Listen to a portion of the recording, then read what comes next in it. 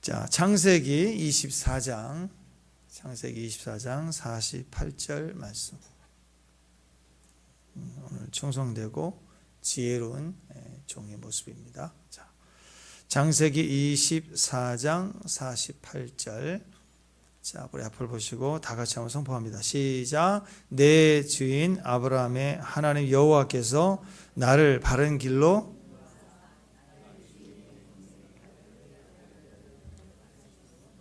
내가 머리를 숙여 그에게 경배하고 찬송하였나이다. 한 번 더 시작. 내 주인 아브라함의 하나님 여호와께서 나를 바른 길로 인도하사 나의 주인의 동생의 딸을 그의 아들을 위하여 택하셨으므로 내가 머리를 숙여 그에게 경배하고 찬송하였나이다. 자, 우리가 살면서 다 잘 살고 싶죠. 또 잘 살았으면 좋겠다. 야, 저 사람은 참 잘 사는 사람이다. 잘 산다. 무엇이 잘 사는 걸까요? 보통은 돈이 많은 사람들, 그때 잘 사는 사람 이렇게 인식할 때가 많죠. 반대로 돈이 없다, 행복하긴 한데 돈이 없다 그러면 나는 이렇게 못 사는 사람 이렇게 생각할 때가 많다라는 거예요. 근데 그게 맞는 말일까 하면 정직하게 생각을 해보자라는 거죠. 너무 돈에다가, 물론 돈의 행복의 조건이 되기도 하겠지만 돈에다가 모든 것의 가치 기준을, 절대적 기준을 둬야 될까? 그건 아니다라는 거죠. 그냥 돈이 많은 것 뿐인데 우리가 그 사람들의 실상을 잘 몰라요. 잘 모르는데 우리 보기에 돈이 많은 것 뿐인데 잘 산다고 생각하는 거예요. 그 가정에 한번 가보지도 않았는데 우리는 그렇게 생각한다. 때로는 우리 삶을 볼 때 오히려 다른 사람들이 부러워할 만큼의 여러 가지 행복의 조건이 있는데도 불구하고 그건 잘 안 보이고 나는 왜 이렇게 돈이 없을까? 나는 잘 못 사는 사람이다. 이렇게 생각할 때가 있다라는 거예요. 성경에서는 그런 얘기를 하지 않죠. 돈에 관한 얘기를 하지 않습니다. 오늘 부자와 나사로 이야기 아시죠? 거기 보면은 부자가 돈이 너무 많았어요. 오늘 걱정거리가 있어요. 부자의 걱정거리. 가난한 자는 뭘 먹을까? 뭘 마실까? 근데 부자도 걱정거리가 너무 많은 거예요. 어떤 걱정거리냐? 돈이 너무 많아서 창고를 더 지어야 되겠다. 이게 걱정이었어요. 그때 주님이 뭐라고 그랬어요? 이 어리석은 놈아, 오늘 밤 내가 네 생명을 도로 찾으리라. 그럼 네 것이 되겠냐? 이게 다 누구 것이 되겠냐? 네 거 아니지 않냐? 그 얘기를 하지 않습니까? 그러니까 우리가 살아있다면 어떻게 살아가야 되는가? 돈이 많은 것, 그게 꼭 잘 산다고 하는 것과 연결을 시켜야 되는가? 절대 그렇지 않다라고 하는 것입니다. 지금 살아있는 것 같지만 오늘 저녁에 지옥 간다. 그러면 모든 사람이 그 사람은 잘 산다, 행복한다. 그렇게 말하는 것 같아도 그날 밤 이 사람이 지옥 간다 그러면 잘 사는 사람이라고 얘기할 수 있을까요? 때로는 지금은 너무 어려워요. 하루도 세 끼 중에 한 끼는 굶어야 되고 뭐 그런 어려움이 있는데 이 사람은 오늘 밤 천국 간다.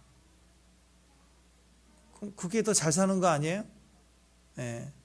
우리가 사는 인생은 다만 이생뿐이 아니니까. 그래서 천국에 대한 소망이 너무 중요하다라는 것입니다. 거지 나사로는 가난했어요. 그러나 아브라함 품에 안겨 있다, 천국 갔다. 그게 성경의 이야기입니다. 그러니까 어떤 위로보다도 모든 위로 위에 가장 뛰어난 위로가 누구예요? 하나님의 위로고 천국의 위로 아니겠습니까? 하나님 나라에 속했다. 이게 내 안에 확증이 되면, 그것이 분명하면 우리는 그만큼 잘 살고 있다라는 것입니다. 그러니까 돈 많은 사람은 잘 산다. 뭐 그러지 말고 나는 돈이 많다. 그냥 그렇게 말하면 돼요. 그냥 돈이 많다. 또 돈이 없으면 나는 못 산다. 그러지 말고 그냥 오늘은 돈이 없을 뿐이다. 좀 불편하다. 이렇게 얘기할 수 있어야 된다라는 것입니다. 그러니까 우리가 진짜 잘 살기 위해서는 뭐 해야 되는가? 잘 살기 위해서 필요한 게 뭔가? 그건 돈이 아니라 믿음이죠. 믿음으로 구원받는 거예요. 천국을 상속받고 또 천국에 속했다는 것을 믿음으로 아는 거예요. 교회를 다니고 천국에 속했다고 말은 하는데 실상으로는 천국이 없는 사람처럼 살고 있다. 그러면 우리는 이 생에서도 고생, 그럴 거 아니에요. 계속 믿음으로 고생. 어떻게 믿음으로 고생이 될 수 있습니까? 자, 믿음을 가지고 살면 잘 사는 거라는 거예요. 어떤 믿음이에요? 내가 예수님을 믿고 천국에 속했다는 걸 아는 거예요. 믿는 거예요. 또 내세 우리가 하나님 나라에 속한다는 것을 아는 거예요. 그러니까 실제로 하나님의 자녀인데도 불구하고 내가 이 믿음이 없으면 천만금이 있다 할지라도 그것은 잘못된 인생으로 살 수밖에 없는 거죠. 자, 누가복음 12장 21절. 자, 읽어보세요. 시작. 자기를 위하여 재물을 쌓아두고 하나님께 대하여 부여하지 못한 자가 이와 같아. 자기를 위한 재물은 있는데 하나님에 대하여는 부여한 게 아무것도 없어요. 하나님에 대해서는 부여한 게 아무것도 없어요. 이와 같이 어리석다라는 거죠. 잘 사는 사람은 결국 믿음의 사람입니다. 사실 없고 부족하고 정말 어려운 중에도 믿음을 가지면요, 그 순간 기뻐할 수 있어요. 당장 환경 문제는 내일 모레 시간이 지나가야 되지만 오늘 당장 믿음을 가지면, 믿음이 현재라고 그랬죠. Now faith is. 지금 믿음은 지금 있는 거예요. 지금 믿으면 지금 구원이고, 지금 믿으면 지금 우리가 그 믿음으로 근심과 두려움을 이길 수가 있어요. 지금 어렵지만 기뻐할 수 있는 힘이 믿음에 있다라는 거예요. 그래서 여러분, 잘 사는 사람은 믿음의 사람입니다. 소유를 가지고 믿음이 없으면 고통스럽게 눌려있잖아요. 불안하고. 근데 소유가 없어도 불편하지만 믿음을 가지면 그때부터 기쁨이 생깁니다. 이길 능력이 생긴다라는 것이죠. 우리가 믿음을 갖고 살아가는 삶의 현장, 그럼 두 가지 얘기하지 않습니까? 두 영역을 얘기합니다. 직장이고 하나는 가정이다, 이렇게 얘기를 해요. 그래서 사람들이 항상 일과 가정, 뭐라고 그래요? 워라벨 그러잖아요. 워라벨, work, life, 밸런스, 워라벨, 뭐 요즘 말로 그러잖아요. 그래서 뭐 일과 가정, 일과 삶이 조화를 이루어야 된다. 일과 가정이 행복해야 된다. 뭐 이런 얘기를 하지 않습니까? 일만 하고 죽지 말라.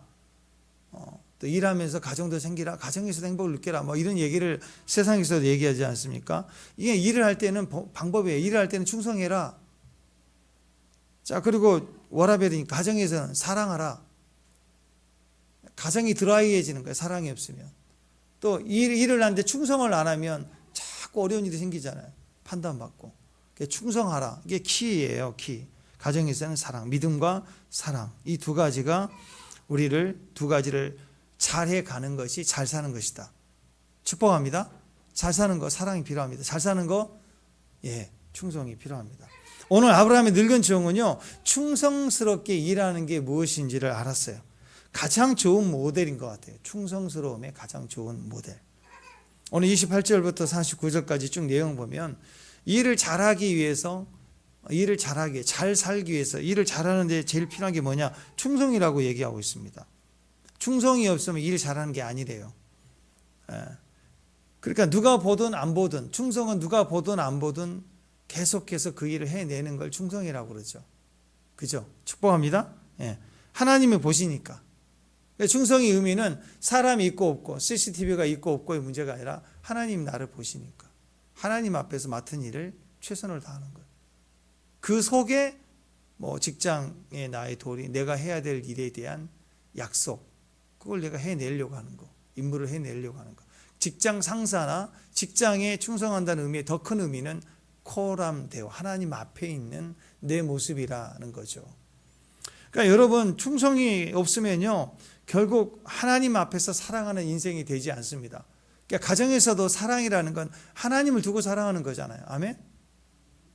축복합니다. 직장에서도 충성이라고 하는 것도 직장에 대한 것이 아닙니다. 우리는 하나님 앞에서요, 하나님에 대한 믿음으로 직장에서도 충성하는 겁니다. 그러니까 직장에서는 계속해서 배신을 당하고 어려움을 당할 수밖에 없어요. 이게 직장이에요. 그게 현실이에요. 가정은요, 가정은 겉은 사랑인데 혈맹 공동체인데 가정 안에는 고와 갑은 나그네가 있어요. 딱 버티고 있어요. 고와 갑은 나그네가 싸운다고. 그러니까 믿음이에요. 믿음으로 사랑하는 거예요. 혈명으로 사랑하는, 피로 사랑하는 게 아니라고. 지역 따지고 우리가 남이가 다 배신하잖아요. 결국은 끈끈한 피를 나눈 형제에도 한계가 있습니다. 가인, 아벨 죽이잖아요, 형제가. 여러분, 그러니까 형제 사랑, 우리가 가족, 교회 다 마찬가지입니다. 사랑은 결코 우리의 의지나 믿음은 안 되는 거예요. 절대적으로 믿음으로 살아가는 거예요. 또 직장에서 충성도 직장에서 계약서 쓴 대로 안 되잖아요. 요즘 일을 더 시키고 어렵잖아요. 곤란하게 하고 또 집어 던지고 나올 만큼 담대함도 없고 우리는 또 그러니까 어떻게 충성해야 돼요? 충성할 수 있는 방법은 믿음밖에 없어요. 하나님을 믿고 하는 거예요. 하나님 앞에서 하는 거예요. 그러니까 어떤 사람들은 열심히 뛰어요. 열심히 뛰는데 평생 보면 자기 일을 못 하는 거예요. 그래서 자기 혼자 울어요. 직장 가서도 뼈 빠지게 일을 하는데 자기 일이 아닌 거예요. 집에 와서도 뼈 빠지게 내 자식, 처자식 다 먹여 살린다고 뛰는데 내 일이 아닌 거예요. 사랑이 아닌 거예요. 왜 그래요? 예? 자기는 고생한 거 맞아요. 그렇게 고생한 거 맞아요. 맞아. 고생했다고 고생 안 한 게 아니라고 뼈 빠지게 고생했다고. 그게 억울한 거예요. 직장에서 인정 못 받고 집에서도 인정 못 받고 밥 한 끼 얻어먹지도 못하고 비참하고 불쌍해요. 진짜 보면 얼굴이 막 찌그러져 가는데 왜 그럴까요? 평생 뭐 한 거예요? 자기 일이라고 생각 안 하고 한 거예요. 충성은요, 자기 일이라고 생각하는 거예요. 하나님이 내가 허락하신 나의 일. 근데 직장에서 내 일이 아닌 걸 왜 나한테 주지? 이거 아닌데? 계산기 두드리고. 그렇게 되면 계속 힘들어지죠. 가정도 마찬가지예요. 내 일이에요, 내 일. 가정에서도 일도 내 일, 직장에서도 내 일. 왜? 하나님, 코람돼요. 하나님 앞에서의 나의 일.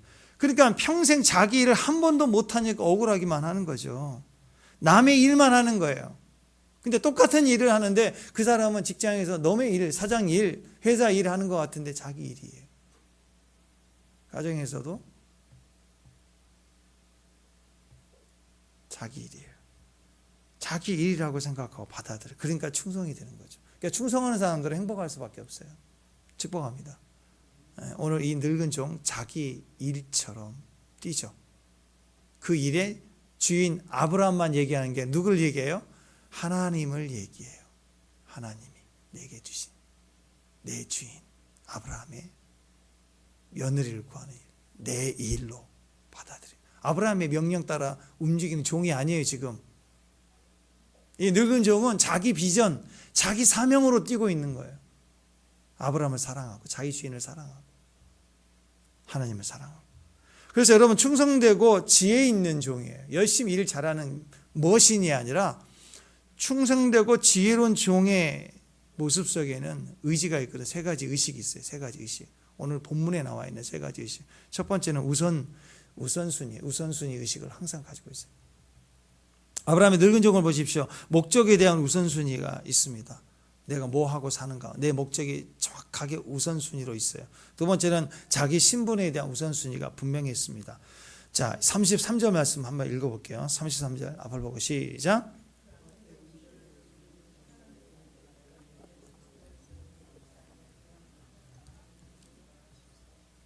네, 우물가에서 아브라함의 늙은 종으로부터 선물을 받은 리브가가 막 집으로 뛰어갔습니다. 나 이따만한 선물 받았다고.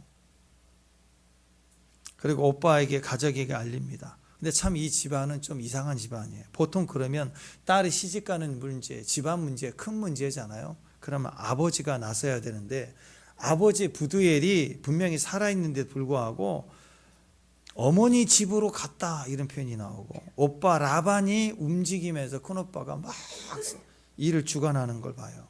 그러니까 아버지가 좀 비리비리했던지 아니면 어머니 권력이 세고 엄마의 절대적 신앙은 아들이잖아요. 그러니까 이 집안은 엄마의 절대 권력 속에 아들이 힘을 얻고 설치는 집안, 뭐 그랬던 거 비슷한 것 같아요. 뭔가 이상한 순서를 가졌어요. 리브가가 소식을 알렸을 때 오빠 라반이 달려가서 영접하면서 어서 들어오라고 방 잡아놨다고. 당신의 낙타 처소도 만들어놨다고. 낙타 먹을 것도 준비해놨다고. 발 씻을 물도 다 준비했다고. 얼른 오라고. 그리고 성대의 음식을 베풀고 대접합니다. 잘 드세요. 그랬더니 이 늙은 종이 맛있다 그런 게 아니라 뭐라 그래요? 내가 할 일을 하기 전에, 진술을 말하기 전에는 안 먹겠다. 소명의식이죠. 사명의식이 철저한 거예요. 내가 뭘 하러 여기 왔는지. 그게 너무 중요한 거예요. 거기. 그것부터 하겠다라는 거예요. 나의 우선순위는 내 주인, 아들, 배우자, 문제, 그거 먼저 처리하는 것이다. 그것 때문에 여기 왔고 이 집에 내가 왔으니 요거 단판 짓자. 요거 얘기하자. 합의하자. 이거 분명히 하는 거예요. 그게 우선순위다. 사명의식이 너무 분명했다라는 것입니다. 우리가 그거 정말 중요하죠. 주일날 예배 드릴 때, 기도할 때, 또 성교갈 때 내가 여기 왜 왔는지 그거 굉장히 중요하죠. 가정 안에서 내가 누군지, 직장에서 이 위치에서 내가 누군지, 이 우선순위 굉장히 놓치면 안 돼요. 그거 굉장히 중요합니다.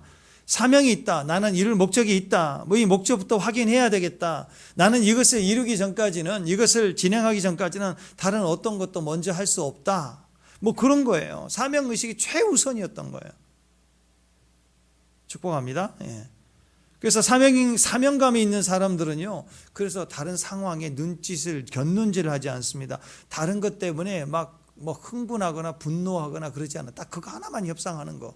그거 하나만 냉철하게 진행해 가는 거예요. 그래서 뭐든지 선명하고 분명합니다. 거침없습니다. 갈등이 없어요. 다른 걸 미혹하려고 해도 저기 속지 않는 거예요. 네. 여러분 인생을 살면서 갈등이 자꾸 있고 막 우물쭈물하고 뭐 결정장애가 생기고 자꾸 이렇게 고민이 되는 이유 중에 대부분은요, 사명의식이 분명하지 않기 때문에 그래요. 그게 아주 분명하면요, 다른 게 대충 넘어가져요. 그렇게 한 뭐 40-50% 절반 정도의 고민들은 사라져요. 이걸 왜 하고 있는지 그게 분명하니까. 자, 그래서 내가 왜 태어났는지, 내가 뭘 부르심을 입었는지, 내가 천국 가는 사람인지, 하나님 나라에 속한 사람인지, 이 땅에 살면서 내가 무슨 일을 하라고 주님이 나를 부르셨는지가 분명하면 괜히 쓸데없는데 줄 서 있지 않는다고. 그죠? 아멘? 네, 우리는 사후대책이 돼 있죠. 아멘? 사후대책 돼 있죠? 그러니까 노후대책이 별로 안 중요해요. 근데 노후대책 그거 막 생명처럼 막 준비하는데 사후대책이 안 됐어. 그 다음은요, 그냥 좋은 데 가겠죠. 뭐 이렇게 막연해. 큰일 나요. 임종 직전에 엄청난 공포예요. 그때 분명한 길이 있어야 된다고. 선명한 길이. 목적이 분명해야 됩니다. 마태복음 6장 31절에서도 보면 염려하지 말라라고 하시죠. 31절부터 33절까지 앞을 보고 읽습니다. 시작. 그러므로 염려하여 이르기를 무엇을 먹을까? 이는 다만 이방인들이 구하는 것이라. 너희 하늘 아버지께서 이 모든 것이 너희에게 있어야 할 줄을 아시느니라. 그런즉 너희는 먼저 그의 나라와 그의 의를 구하라. 그래야만 이 모든 것을 너희에게 더하려. 염려하고 있는 거, 무엇을 먹을까, 무엇을 마실까, 무엇을 입을까, 이것은 다 뭐예요? 먹고 사는 문제는 이 모든 것들이에요. 이 모든 것들은 너희에게 더해 주시는 부분이래요. 다시요. 무엇을 먹을까, 무엇을 마실까, 무엇을 먹을까, 걱정하고 염려하는 것들 다 쫙 묶어서 어디로 옮겨야 돼? 이 모든 것들은 너희에게 더하시리라. 던져요. 따라오는 거예요. 이 모든 것은 더하시는 영역으로 옮겨버려야 돼요. 염려하지 말래요. 그 나머지는 뭐예요? 철두철미하게 뭐하라? 그 나라와 그 의를 먼저 구하라. 하나님 나라를 구하라. 이것밖에 없다는. 나머지는 그냥 덤으로 오는 거예요. 그냥 따라오는 거래요.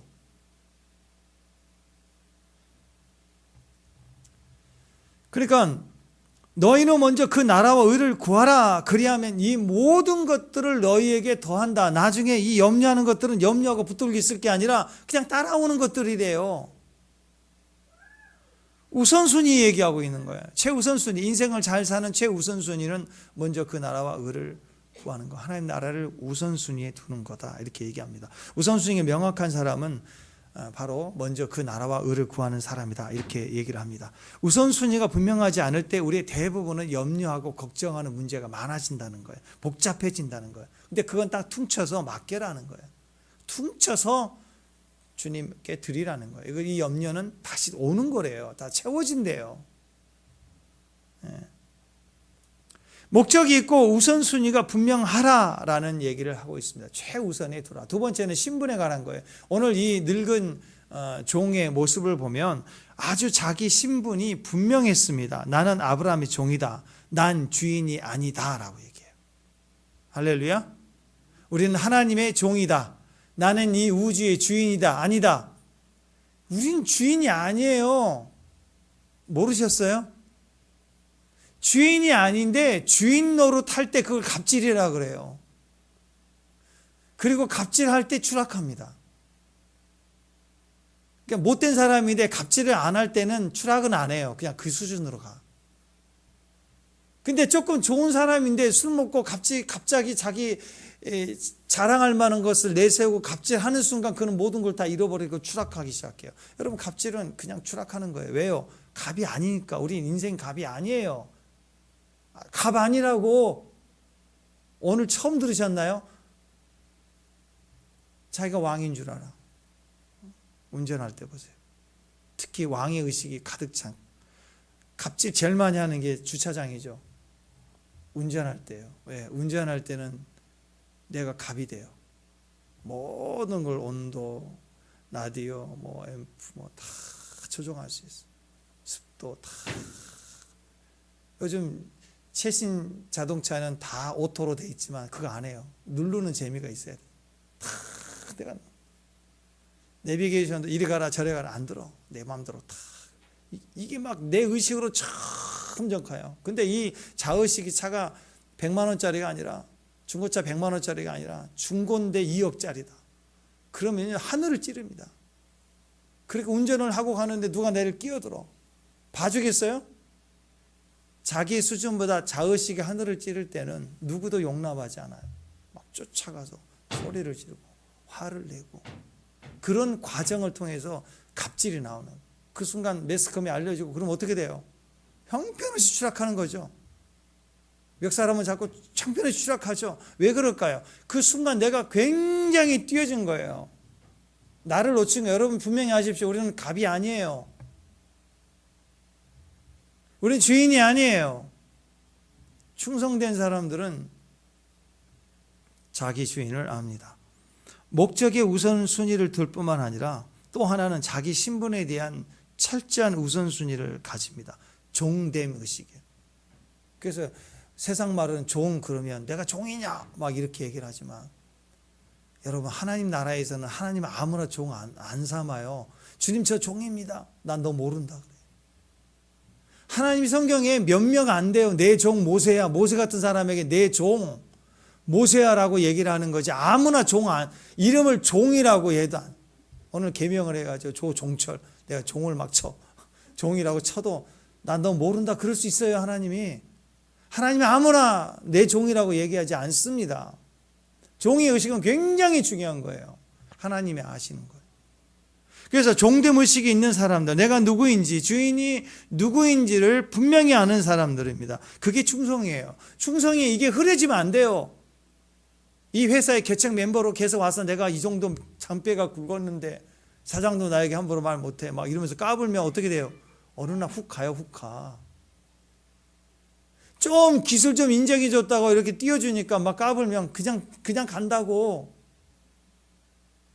아무리 재능 능력이 많아도 겸손해야 됩니다. 그 겸손의 의식이 어디 있을까요? 충성이 있습니다. 충성은 자기의 신분을 정확하게 알 때 충성할 수 있어요.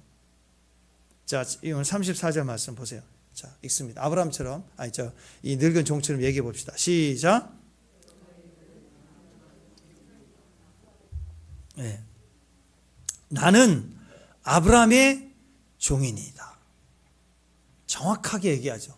지금 아브라함이 없어도, 아브라함이 누군지도 몰라도, 어느 곳에 가든 나는 아브라함의 종입니다. 정확하지 않습니까? 네. 나는 주인이 있다. 나는 주인이 아니다. 나는 종이다. 지금 이 창세기 24장을 보면요, 굉장히 길거든요. 굉장히 긴데 후반에 보면 이 종의 이야기를 들어보면 계속 나오는 이 67절까지 쭉 내용을 보면은 이 늙은 종은요 절대 자기 이름이 안 나와요. 근데 우리가 추정하기로는 15장에 나와 있는 상속자로 삼을 만큼 투철했던 아브라함의 종 다메섹의 엘리에셀이라고 우리는 알죠. 맞을 거예요. 그보다 그 뛰어난 종이 없어요.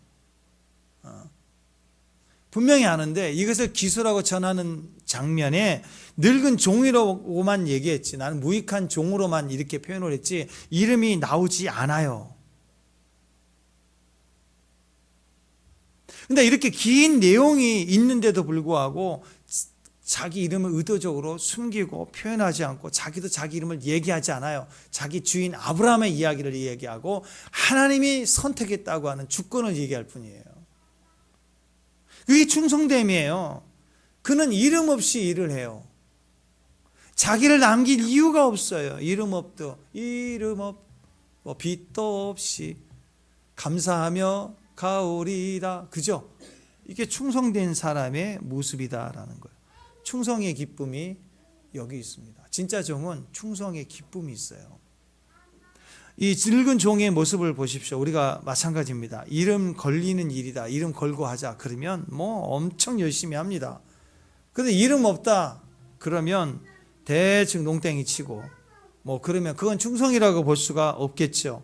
무명으로 일을 해도 충성할 때 누가 보신다고요? 사람은 없어요. CCTV는 없어요. 누가 봐요? 하나님이 보셔요. 그러니까 충성이라는 단어를 절대적으로 하나님께 둬야 됩니다. 어떤 가정에서든 직장에서든 어떤 삶에서든 우리는 충성이라는 기준을 하나님께 둬야 됩니다. 기도에 관한 책 중에서요, 무릎으로 사는 그리스도인, 우리 예전에 친구 집 어디 가면 가는 집마다 다 있었어. 무릎으로 사는 그리스도인. 아마 한국 역사상 기도에 관한 책 중에 제일 많이 팔린 베스트셀러예요. 내용도 좋지만요, 이 책이 이렇게 가장 강력하게 이렇게 영향력이 있었고 팔렸던 이유가 뭘까 한번 생각해 보니까, 저자를 보니까요, 누가 썼느냐, 저자가 누구냐면, 저자 그래놓고 무명의 그리스도인 이렇게 써놨어요. 무명의 그리스도인. 이름은 안 밝혔어요. 조용기 목사님, 베니 목사님. 그러면 이해가 되는데, 그 책을 볼 때 이해가 되는데, 에이 저분들이니까, 그분 뛰어난 분들이니까 이렇게 선이 그어지거든요. 노렌스 형제, 그럼 가능성이 있어요. 주방 일을 하는데 강력한 임재를 연습했구나. 가까워지는 거예요. 무명의 그리스도인, 이름이 안 밝혔어요. 근데 그는 어떻게 기도로 살아야 되는지를 정확하게 말을 하고 있어요. 우리 상황과 비슷해요. 어쩌면 그 시대는 우리보다 훨씬 더 어려웠던 시대에 기도를 살아왔던 그 과정이 있기 때문에 읽으면 힘이 생겨요. 기도에 힘이 생기는 거예요. 나도 할 수 있는 힘이 생기는 거라고. 뭐예요? 이름이 없는데 진실한 거. 이런 분들의 특징은 충성했어요. 누구에게? 하나님께. 그런 충성된 관계에서 기도로 풀어놨고, 그것을 예배로 풀어갔고, 할렐루야. 그래서 섬김으로, 선교로 풀어간 거예요. 동일합니다. 충성된 사람들이었어요. 그러니까 어떤 사람에게 일을 맡길 때, 여러분이 어떤 사람에게 일을 맡길 때 뭘 가장 중요하게 생각합니까? 능력일까요? 예, 능력도 필요하죠. 근데 한번 생각해 보세요. 여러분이 돈이 많은 사람인데, 내가 이제 이후에 평생 살 만한 좋은 집을 하나 짓고 싶다. 그럼 유명하고 능력 있는 데 맡기겠어요? 아니면 진실하고 거짓 없는 건축가에게 맡기겠어요? 어느 쪽이 무게죠? 네, 당연하죠. 능력보다는 진실함입니다. 그리고 진짜 진실한 사람은 능력이 있어요. 그 건축 과정을 해가는데 진실했으니까 뭐 세계 1등이다, 유명하다, 매출이 얼마나 되는 건축회사다, 이 정도는 뭐 다를 수 있겠지만 일단 능력이 있어요. 왜? 진실한 사람은 능력이 있어요. 공부할 때도 진실했으니까, 배울 때 진실했으니까 능력도 있다라는 거죠. 근데 최우선은 그거죠. 능력, 그러면 일단 머리가 좋은 것을 말하는 것 같은데, IQ가 좋은 걸 말하는 것 같은데 그렇지 않습니다. 머리 좋은 사람은 말하자마자 팍 알아듣거든요. 알아들어요. 머리 나쁜 사람은 한 일주일 있다가 그런가 하고 알아듣고, 어떤 사람은 한 1년 2년 지나서 그 말이 그 말이었나 보네, 그때 알아듣는 사람도 있어요. 머리가 상당히 좋지 않다. 근데 그 차이예요, 여러분. 근데 그게 그 차이라고요. 문제는 빨리빨리 알아듣는데요. 알아듣는데 그것뿐인 거예요. 제껴버려요. 안 해버려요. 내가 판단해요. 너무 똑똑하니까. 내가 그 위에 있으니까. 그러니까 충성이 안 되는 거예요. 머리가 좋은데 충성이 안 되면 니꼴 배신자. 나라 팔아먹잖아요. 매국노 되잖아요. 주인 팔아먹잖아요. 요즘은 기술도 팔아먹잖아요. 결국 배신자 되는 거예요. 능력 좋고 머리 좋은데 배신자. 여러분, 배신은 아무나 되는 거 아니에요. 똑똑하고 머리 좋은 사람이 배신해요.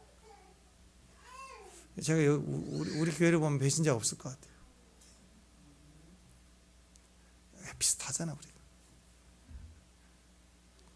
똑똑한 사람들을 배신하는 거예요. 유다같이 똑똑해야 배신을 하는 거예요. 계산이 빠르고 숫자가 빠른 사람들.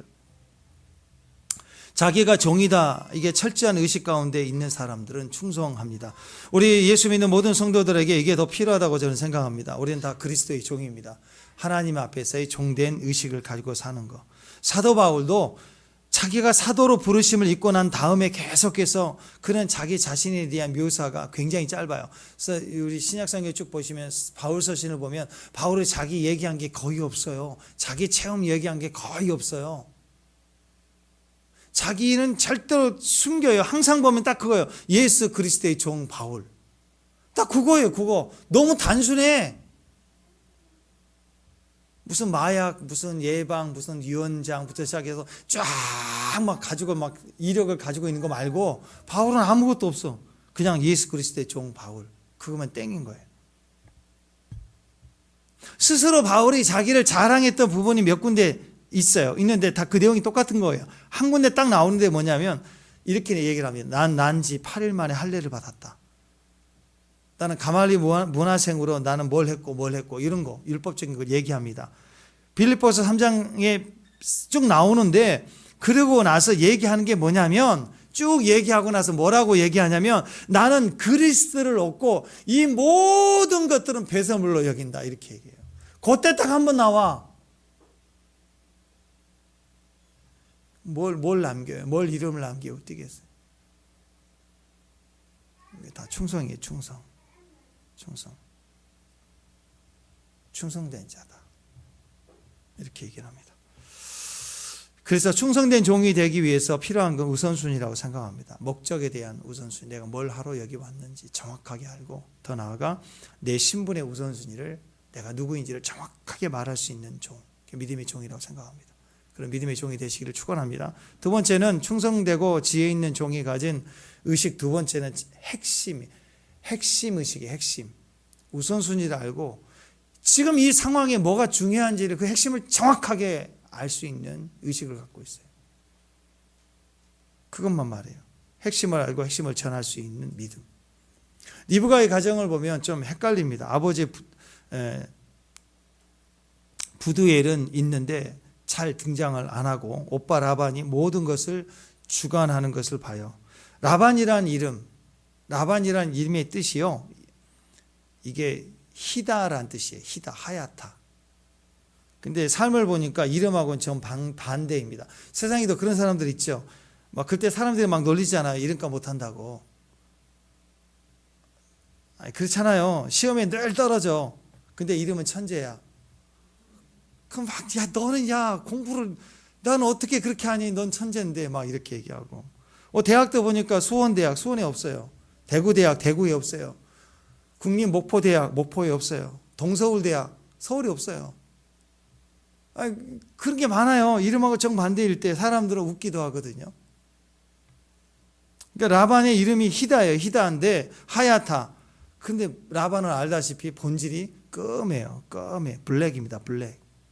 나중에 라반의 집에 조카 야곱이 왔을 때 결혼을 가지고 7년 막 14년을 우겨먹고 등쳐먹고 자기 조카를 갖다 등쳐먹고 부려먹고 그러잖아요. 그죠? 그러니까 이름은 하얀데 하얗다. 시커매. 생각이 시커매.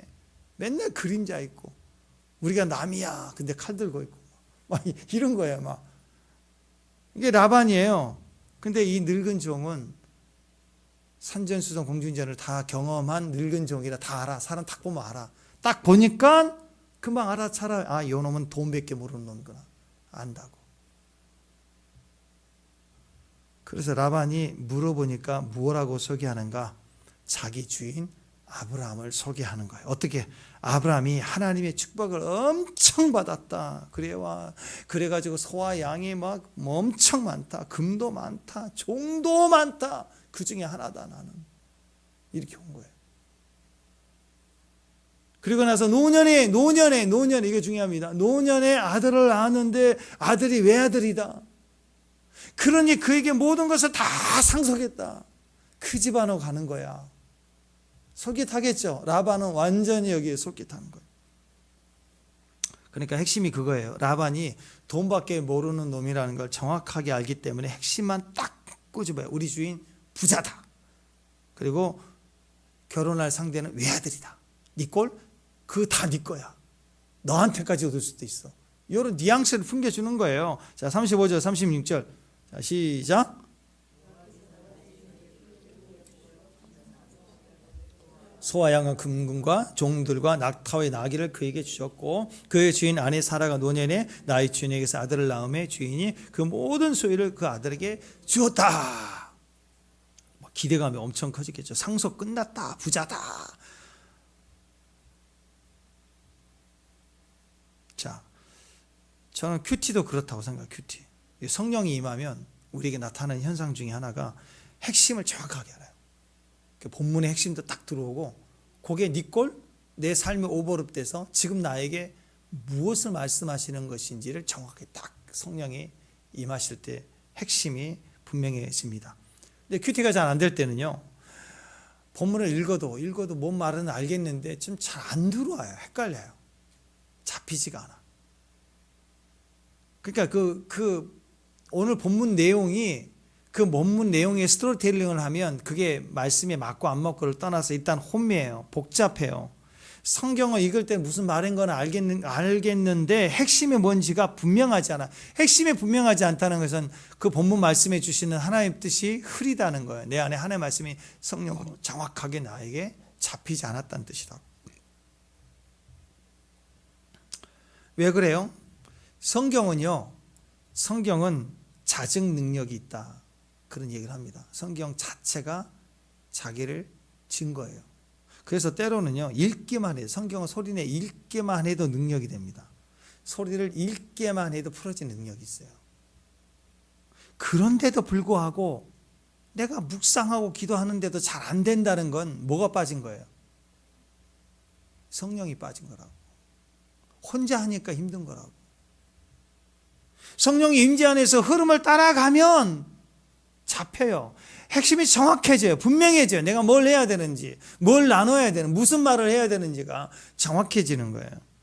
근데 임재를 놓치고 자꾸만 자기 소리를 하기 시작하면 혼미해지기 시작한다. 근데 이 늙은 종을 보십시오. 정확하게 상황을 파악하고 해야 될 말을 정확하게 핵심을 가지고 얘기를 하기 시작합니다. 그게 능력이 됐어요.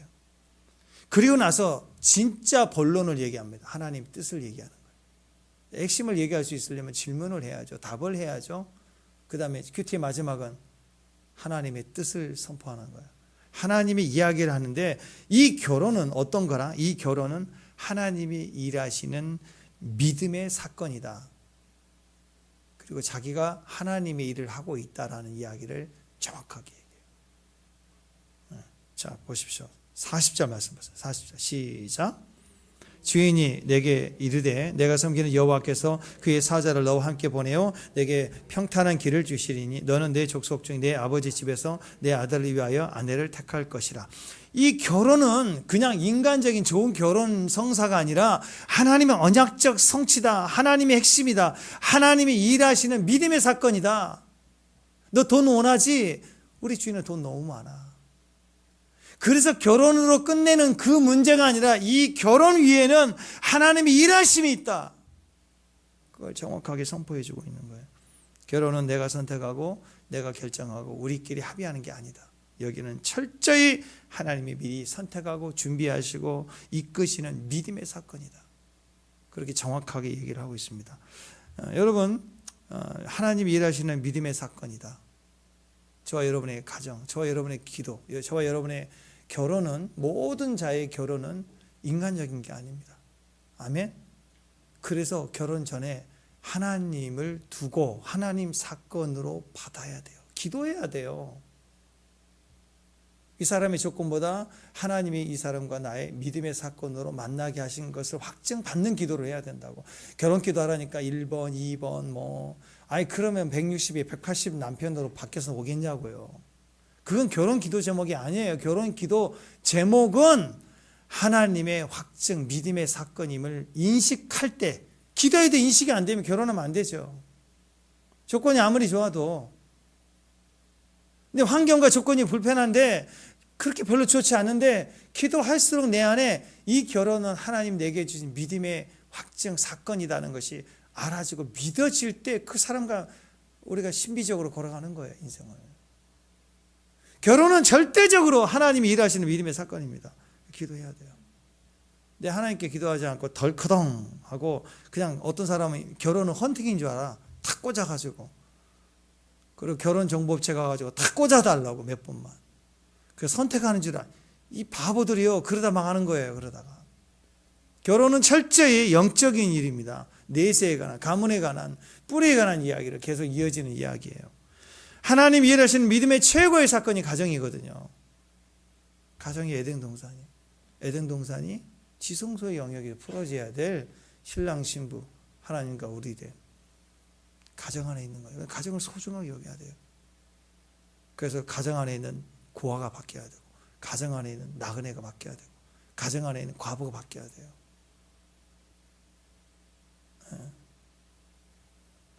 그래서 하나님이 하시는 일을 보는 것이 가정이고 그게 교회인 것입니다. 조건이 아니에요. 선택이 아니에요. 교회도 어떤 선택을 하려고 그래요. 교회는 절대 선택이 아닙니다. 좋아 보이고 먹음직스럽고 판단할 것 같고 큰일 납니다. 기도해야 돼요. 배우자 기도 지금부터. 자녀도 마찬가지입니다. 하나님 내게 준 이 자녀 얼마나 귀해요. 이건 믿음의 사건인 거예요. 아멘. 아멘. 사랑의 사건인 거예요. 그걸 못 깨달아요. 일로 봐.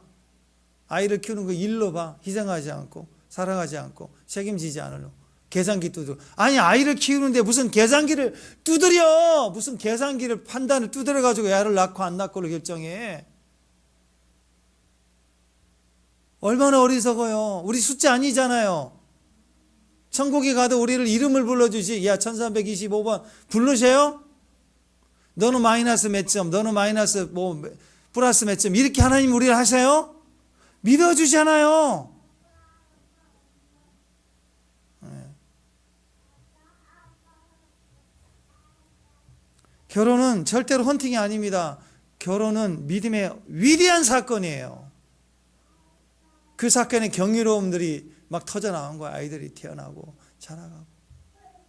그건 믿음의 사건입니다. 그래서 믿어야 돼요. 끝까지 믿어야 돼요. 믿어야 된다고. 아이들에게 믿음의 말을 해줘야 돼요. 계속해서 평가하고 판단하지 말고. 가정은 그런 것입니다. 오늘 속이 검은 이 라반 보세요. 라반. 돈 문제 가지고 자꾸 말을 하니까 그걸 끝내버리지 않아. 네 돈 밝히는구나. 비교하지 못할 만큼의 어마어마한 아브라함 재산을 꽉 들이대갖고 찍소리 못하게 해놓고 나서 영으로 딱 끌고 가죠. 이 사건은 위대한 영적 사건, 믿음의 사건이야.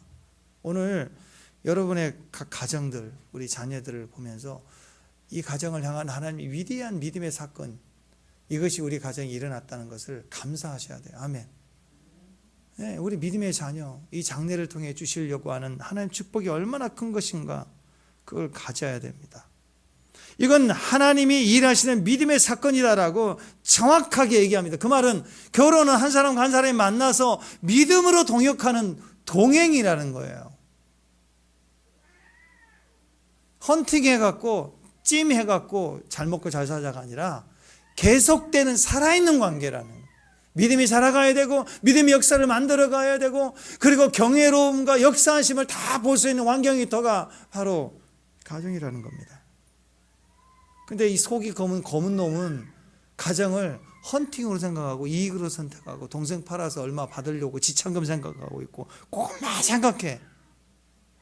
그러니까 나중에 자기 조카 왔을 때 자기 딸을 결혼시켜서 보낼 때도 7년 봉사해라, 계산하자. 얼마나 그거 시커마니까. 모든 말하고 행동하는 게 다 검디 검은 냄새 풍기고. 남편이 그래봐요. 돈 하고 계산하고 계산기 두드리고. 아내가 맨날 돈 쥐꼬리만 얼굴이 어떠고 막 이러고 있어봐요. 그 집안이 어떻게 되겠어요? 계산기 두드리면 큰일 나요. 라반이에요, 라반. 신비한 계획과 비밀스러운 역사와 하나님이 위대하게 일해 주실 하나님의 귀한 통로인 겁니다. 그래서 이 가정이 필요한 건 동행입니다. 동행. 자, 40절 한번 보실래요? 40절 읽어봅시다. 시작.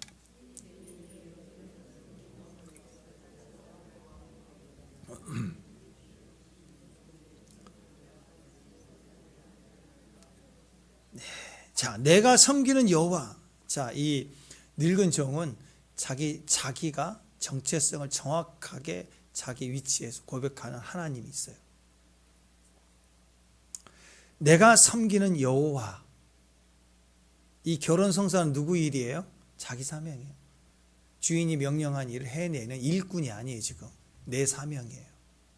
나의 일을 하고 있다고 너의 일을 하고 있는 게 아니라, 아브라함의 일을 하고 있는 게 아니라 내 일을 하고 있는 거예요. 하나님이 내가 섬기는 하나님. 자, 이 섬긴다고 하는 단어가 하라크예요. 하라크. 이 섬긴다는 뜻은 종이, 노예가 일을 한다는 뜻이 아니고 걷다, 함께 가다. 우리식으로 얘기하면 동행이란 뜻입니다.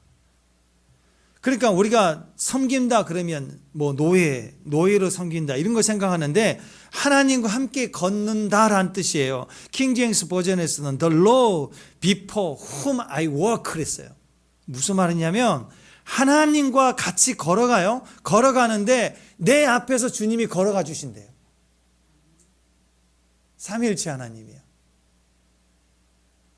그러니까 진짜 뜻이 맞고 마음이 맞고 영이 맞아서 동행할 때는요, 즐거워요. 왜? 우리 둘이 걷는데 두 사람 사이에 있는 비전과 꿈이 맞아서 그 꿈이 앞에서 우리를 이끌어가니까. 같아요. 꿈이 같아요. 임재가 같아요. 비전이 같아요. 그러니까 동행이 즐거울 수밖에 없어요. 하나님과 동행하는데 하나님이 내 앞에서 나를 이끌어 가신대. 또 걸어가신대. 원어로 보면 이런 것이 명확하게 되어 있습니다. 단순히 우리 둘이 가자. 내가 가려고 생각하니까 둘이 가면서도 네가 옳다, 내가 옳다. 둘이 맨날 싸우면서 가는 거예요. 아니라니까요. 사랑하니까 그 사랑이 앞에서 나를 이끌어가는 거예요. 즐거울 수밖에 없는 거예요. 그게 동행의 의미가 됩니다. 하나님과 같이 걷는데 내 앞에 걸어주시는 하나님. 내가 섬기는 여호와. 근데 정확하게 얘기하면 내 앞에 나와 동행하시는 하나님을 두고 내가 말하노니 이 사건은 믿음의 사건이다. 무섭지 않아요? 이 말이 멋지지 않아요? 섬김이 아니라 동행이다. 그러니까 우리 하나님의 믿음 사건이 되기 위해서는 우리가 필요한 게 뭐냐? 노력하고 애쓰고 뭐 명철하게 계산기 두드리고 그럴 게 아니라 그 주님과 동행하는 거예요. 주님과 동행하면 그 다음은 주님이 이 모든 것을 더하신대요.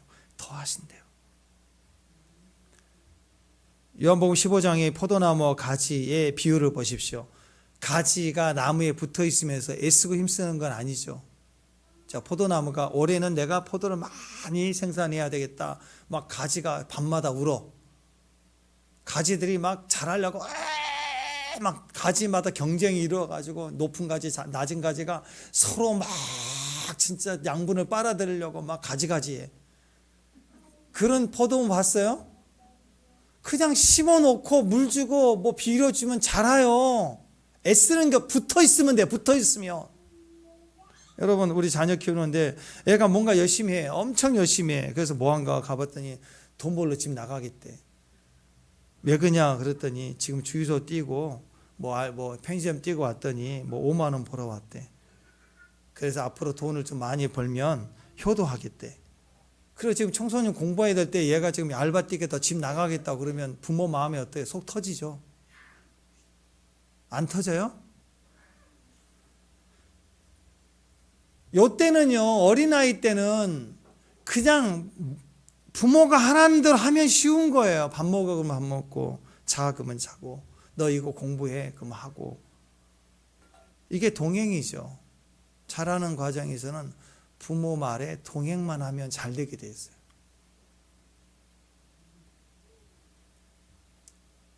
가끔씩 교회도 보면 어떤 분들은 엄청 은혜를 받았대.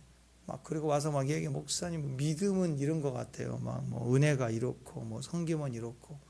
그래도 한 단계 또 올라가서 또 성교는 이런 것 같아요. 막 성적 높나 싶을 만큼 너무 흥분돼서 너무 재밌게 얘기하고, 그러고 나서는 교회를 안 나와요. 예배를 안 나와.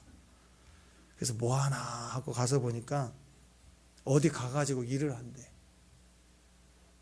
그래서 한 4년만 기다려달래. 돈 왕창 벌어서 11조 하겠다. 아니 누가 11조 하라고 그랬냐고. 꼭 얘기하는 게 11조예요. 분명히 안 한 사람이 11조 얘기하는 거예요. 한 사람은 가만히 있는데. 꼭 그래요. 안 나타나. 그러니까 그렇게 사라지고 멀리 간다고 그러면 딱 보면 망한 거예요. 답답해 죽겠어요. 그냥 동행만 하면 되는데. 그냥 동행만 하면 돼요. 잘하면 돼요. 말씀 듣고 은혜 받고 찬양하고 동참하고. 그냥 흐름대로 가면 어느 순간 강력해져 있거든요. 임재가. 근데 자꾸 뭘 하겠다고 막 설치는 거예요. 막 설쳐대는 거예요. 아닙니다. 동행만 하면요, 모든 것이 먹고 사는 의식주의 문제까지라도 하나님에 대한 믿음의 사건이 됩니다. 내가 뭘 하는 게 아니고, 그래서 가정은 믿음의 사건이에요. 교회도 믿음의 사건입니다. 할렐루야. 우리 사장의 삶의 과정에서 부딪히고 진행하고, 또 우리가 직장을 가고 하는 모든 삶의 그 영역의 모든 사건도 다 믿음이 사건이 되는 사건이에요. 믿음이 사건이 되는 현장이라고. 끝까지 믿어야 돼. 믿고 가야 돼. 믿고. 그래서 결혼은 신비한 거예요. 알 수 없는 거예요. 자녀를 키우고 자녀가 낳고 또 자녀를 통해 일어난 일들이 믿을 수가 없는 신비한 일들이 앞으로 있어요. 아멘. 염려가 오면 어떻게 하라? 이 모든 것은 더하시리라. 뒤로 확 넘기고 그 나라 오히려 먼저 구하고, 또 염려가 생기면, 결혼했는데 염려가 생기면 다시 뒤로 넘기고, 그리고 그 나라 오히려 구하고, 그 둘째 낳고 셋째 낳고 직장도 가고 이사도 가고 가는 거예요. 염려가 생기면 그 뒤로 넘기고. 자꾸 넘겨봐요. 염려를 계속. 염려 오면 막 고민하지만 염려 오면 넘겨. 제끼고 그리고 가다 보면요, 뜻이 이루어지는 이 모든 과정을 쫙 와꾸로 딱 쳐가지고 하는 말이 믿음의 사건의 현장이라는 거예요. 믿음의 사건의 현장. 다 돼요. 다 된다고. 다. 애 문제 자기가 낳고 자기가 키우고 자기가 다 할 것처럼 얘기하는데, 가만히 보면 제일 안 해. 애를 위해서 투자하고 같이 놀아주는 것도 못하면서 셋째 난다고 하면 쓰러질 걸 아마. 요즘에는 국가가 더 많이 투자해요, 애들한테. 사랑하는 여러분, 하나님도 우리를 그렇게 이끌어 주신다. 우리의 삶이 믿음의 현장이 되게 하신다. 얼마나 감사한지 몰라요. 주님과 동행하시면 돼요. 동행하는 일이 먼저 우선이에요. 그 염려는 뒤로 가고. 동행하고 염려하세요. 근데 염려하려고 하면 없어요. 그 염려는 없어지고 또 새로운 염려가 오거든요. 그러면 또 동행하고 그 염려는 뒤로 제끼고, 그렇게 하루하루 가는 거예요. 자꾸 갔다고 그랬죠. 앞에는 계속 벌려져 있고 달려가는데 뒤로 보면 다 채워져서 올라가잖아요. 마무리되고 하나님이 일하시기 때문에. 세 번째는요, 충성되고 지혜로운 종의 가진 의식. 세 번째는 진실함이 있습니다. 충성됨은 딱 한마디예요. 진실함이에요. 진실함은 슬쩍 자기를 넣지 않고 있는 그대로를 컨트롤 C 그리고 컨트롤 V 붙이기예요. 그냥 거기는 다른 거 집어넣을 필요가 없어요. 그냥 카피해서 복사해서 딱 붙이기 하면 인생은 끝이에요. 하나님의 말씀 그대로 복사해서 내 삶에 그냥 붙이기만 하라니까요. 그게 진실함이래요. 지금 이 37절부터 41절까지 보면 아브라함이 말한 이야기를요, 이 종이 한 얘기가 없어요. 아브라함이 한 얘기를 그대로 가져다가 그대로 다시 또 이렇게 붙여 넣기를 해서 알려주는 거예요. 자기 얘기가 없어요. 토시 하나 틀리지 않고 똑같이 얘기를 해요. 그리고 또 이삭의 배우자를 만나기 위해서 종으로서 자기가 했던 기도 내용들, 그러니까 물 달라고 했더니 물 주더라. 물뿐만 아니라 낙타로 주는 물까지 주더라. 그러니까 내가 그것을 선물로 주고 따라왔다. 그 얘기를 그냥 쭉 얘기해요. 리브가가 있었던 얘기를, 우물가에 있었던 얘기를 복사 붙이기를 또 얘기를 해요. 자, 아브라함의 이야기도 복사 붙이기. 있었던 리브가를 데리고 만난 장면도 복사 붙이기. 이게 뭐예요? 예언적으로 하나님 만나게 해주셨다는 이야기예요. 그 다음에 하나님께 경배하고 찬양했다. 그 이야기도 자기 이야기도 그대로 복사 그리고 붙이기 위해서 또 얘기를 안 해. 아브라함이 자기에게 위임했던 거 복사 붙이기. 있었던 일도 그냥 그대로 복사 붙이기. 그리고 자기가 기도했던 내용도 복사 붙이기. 자기 얘기 거기도 중간에 뭘 집어넣지를 않아요. 가감이 없어요. 적당히 대충 해석한 자기 생각도 없어요. 그대로 얘기할 뿐이에요. 이걸 충성이라고 얘기합니다. 충성. 하는 것만 하는 거. 자기가 기도했던 거 뻥튀기 하잖아요. 어떤 사람은 간증할 때 보면 막 뻥튀기를 해요. 막 과장해. 근데 이 사람은 신앙 얘기를 하는데도 그림자가 없어요. 그냥 있는 그대로 주님이 보여주신 대로만 들고 떨림으로 그것만 얘기를 해요. 거짓이 없어요. 가감이 없어요. 부풀림이 없어요. 있는 그대로. 여러분, 하나님 일을 한다고 하는데도 주의 뜻을 해내는데 자꾸 그걸 이렇게 보고하려고 하면 가감이 돼요. 자꾸 그래요. 단어도 좀 달라지고. 한국 사람들은 특히 그렇습니다. 한국 사람들은 그냥 누렇다 그러면 되는데 누르끼끼끼 한다 뭐 이런 것이 들어가니까 자꾸 세밀하게 하려고 하다 보면 잠깐 과장이 돼요. 내가 자꾸 띄어지는 거라고. 뭘 이렇게 자꾸 남기려고도 하지 말고 자꾸 있는 그대로 믿음의 현장이잖아요. 그게 교회가 가정이잖아요. 그거 얼마나 좋아요. 제가 그랬으면 좋겠어요. 자꾸 내 얘기 막판 끝판 살짝 끼워 넣고 복사하기. 그리고 붙여넣기인데 복사하기 살짝 편집해서. 요즘 사진관 가보세요. 그대로 나와요? 요즘에 100% 사진관 사진 100% 손봐요. 편집 들어가요. 스튜디오 사진 비쌀수록 손이 많이 들어갑니다. 팔뚝도 얇아져 있어요. 주름도 다 지워주고 뭐 증명사진도 지워주더만. 여기. 하나님 그걸 좋아하지 않으세요. 그거 너무 좋아하지 마세요. 있는 현재 내 나이대의 모습으로 가는 거 난 제일 아름답더라고. 뭐 앰플 비싼 거 발라 문질러서 하루 3번씩 한다고 뭐 이게 20대로 돌아가겠어요? 난 무서운 것 같아. 머리는 다 빠지고 50대인데 피부는 20대면 그 괴물이 뱀파이어 같아갖고 밤에 무섭잖아요. 너무 젊어지려고 하지 마. 있는 대로 멋있게 살아요. 배도 좀 나오고. 배 나온다고 뭐라고 하지 마세요. 저한테. 있는 대로 사는 거예요. 그냥 배도 나오고 눈썹도 흐려지고 눈도 안 보인다. 그러면 재밌고. 아니 시어머니가 눈이 1.5, 1.7 돼보세요. 얼마나 며느리 힘들겠어요. 그거.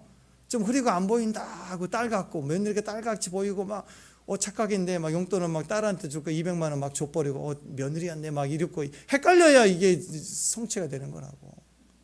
눈도 흐려야 이쁘고 아름다운 거라. 남편도 좀 바보 멍청이 막 저 벽 보고 얘기한 것 같은데 어느 날 남편이 막 너무 멋져 보이고 막 이렇게 흐려져야 된다고 정신이 혼미해가지고 모든 게 그래야 아름다워지는 거예요. 충성은 그 나이대에 합당한 모습이에요. 거기다가 자꾸 20대 첫사랑 짝사랑 이미지를 오버랩했고 아직도 잊지 못하고 거기다가 붙여넣기를 해봐요. 남편이 뭐 남편 같게 보이겠어요? 다 뽑아버리고 싶지 뭐. 그냥 있는 모습 그대로 진실되는 거. 나도 진실, 너도 진실. 이게 아름다워요. 이게 정말 귀한 거 아닌가요? 진짜 허물 없이 있는 그 모습 그대로 투명하게 다 얘기할 수 있는 관계. 그죠? 그게 진짜 좋은 거예요. 진실하면 예수님을 사랑하기 때문에. 아멘? 예수님을 사랑하는 게 초점이에요. 모든 것이 거기에 초점. 인생의 초점. 우리가 사격하려면요 0점 조절이 잘 돼요. 군대가 남자들은 아실 거예요. 탕 쏘고 그다음에 탕 쏘고 한 3번 정도를 이렇게 쏘면 삼각형에 딱 0점이 맞춰져요. 그 다음부터는 백발백중이에요. 총이. 영적 조절 반드시 필요합니다. 필요해요. 베드로가 실패했어요. 요한복음에서. 주님이 나타나서 사랑하느냐, 사랑하느냐, 사랑하느냐 물어보죠. 뭐예요 지금? 0점 조절해 주는 거예요. 초점이 맞춰진 흐려진 0점 조절을 해주는 거예요.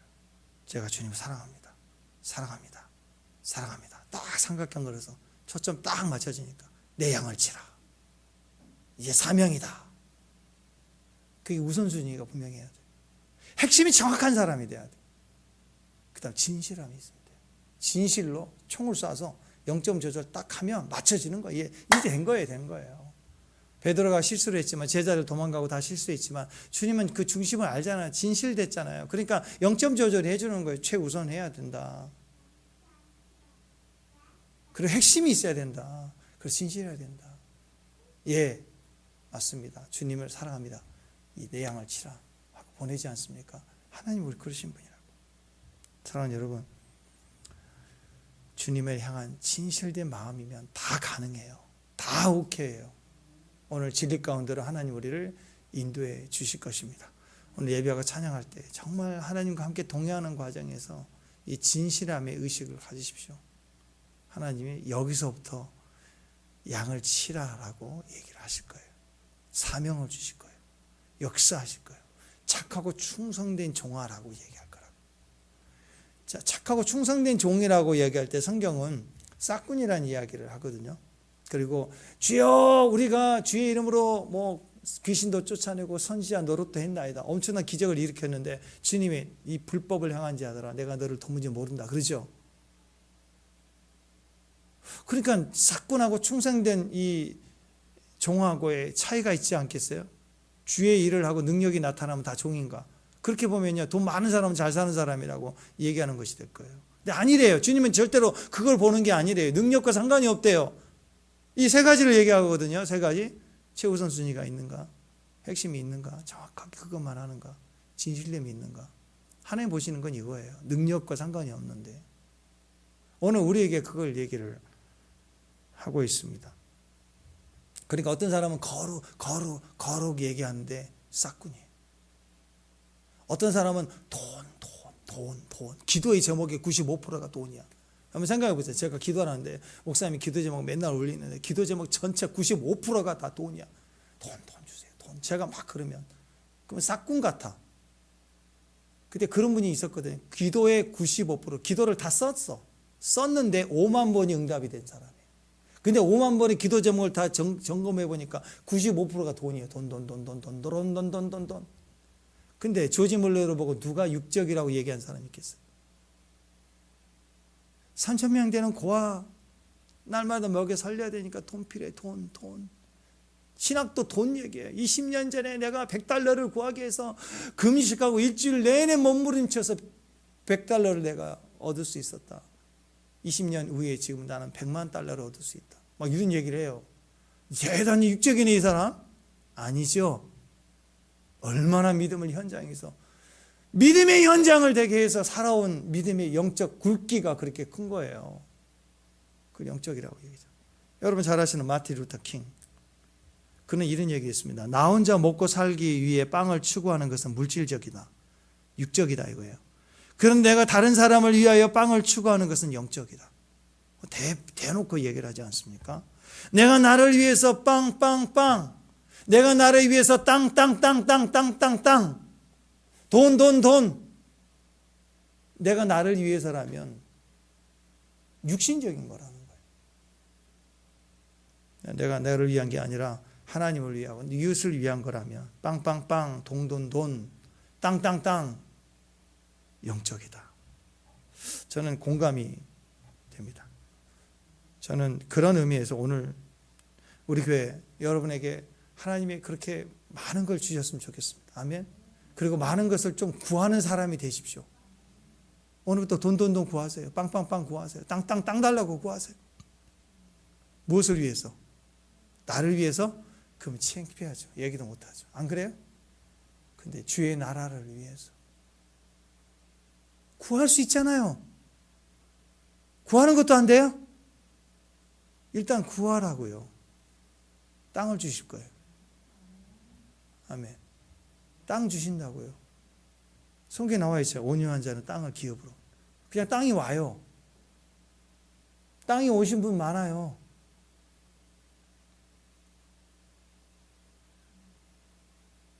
돈도 와요.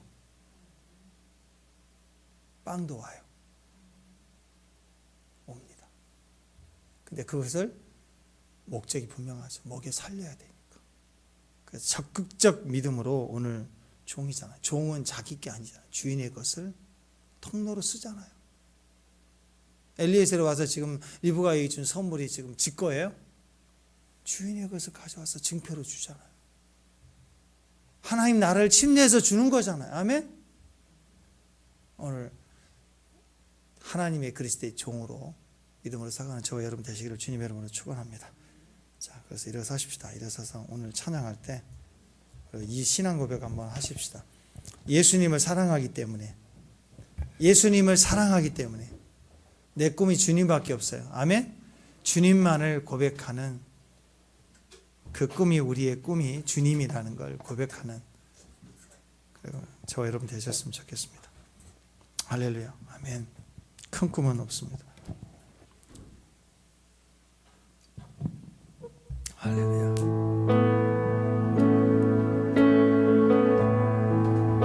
큰 꿈은 없습니다.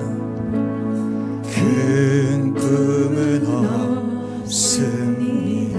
눈물로 뿌린 씨앗들, 눈물로 뿌린 씨앗들, 세상을 뒤덮지 않아도 여전히 충분합니다. 큰 꿈은 없습니다. 큰 꿈은 없습니다. 맡겨주신 영혼들, 맡겨주신 영혼, 그들을 사랑하고 섬기며 그것만으로 난 충분합니다. 한 꿈은 있습니다. 한 꿈은 있습니다. 생명의 말씀을 안고, 생명의 말씀을 안고 푸른 들판을 사느니 그 안에 꿈을 봅니다. 그 안에 꿈을, 우리에게는 한 꿈이 있습니다. 그 꿈을 위해서 모든 것을 구하세요. 한 꿈은 있습니다. 하늘 보자 버리고, 하늘 보자 버리고 낮아져 이 땅에 오신 주님만이 나의 꿈이시. 주님만이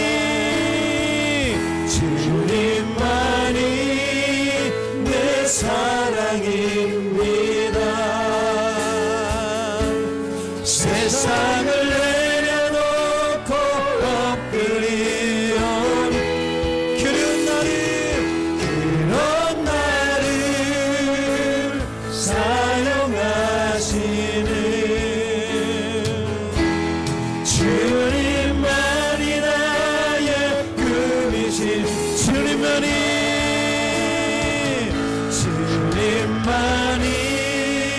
내 사랑입니다. 세상을 내려놓고 엎드리오니 그런 나를 사용하시는 주님만이, 우리 십자가 바라보면서 다시 한번 주님만이 사랑합니다. 주님만이 내 사랑입니다. 세상을 내려놓고 엎드리오니 그런 나를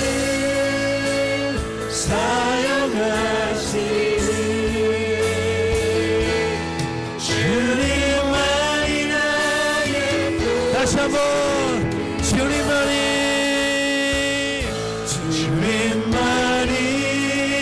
내 사랑입니다.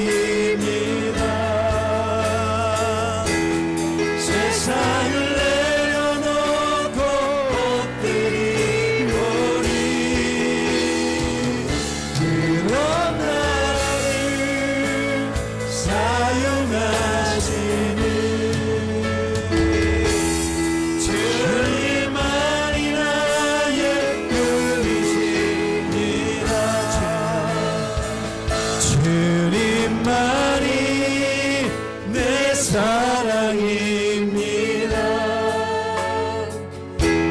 세상을 내려놓고 엎드리오니 그런 나를 사용하시는 주님만이 나의 꿈이십니다. 주님만이 나의 꿈이십니다.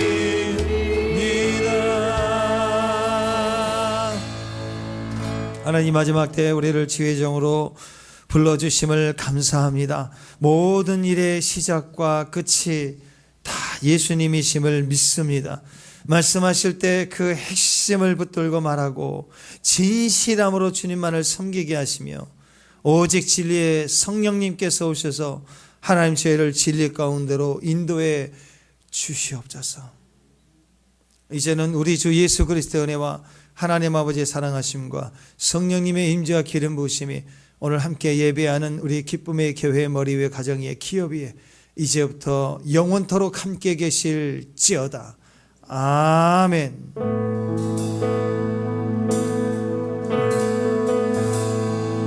할렐루야. 자, 주님께 기도하시면서 마치십시다. 주님께 우리가 가진 진실함으로 또 주님 우리 안에 확신 있게 주신 말씀으로 최우선의 예수님을 두고 믿음으로 살겠습니다 하고 우리 진실함을 가지고 붙들고 기도하시길 바랍니다. 다 같이 기도하겠습니다.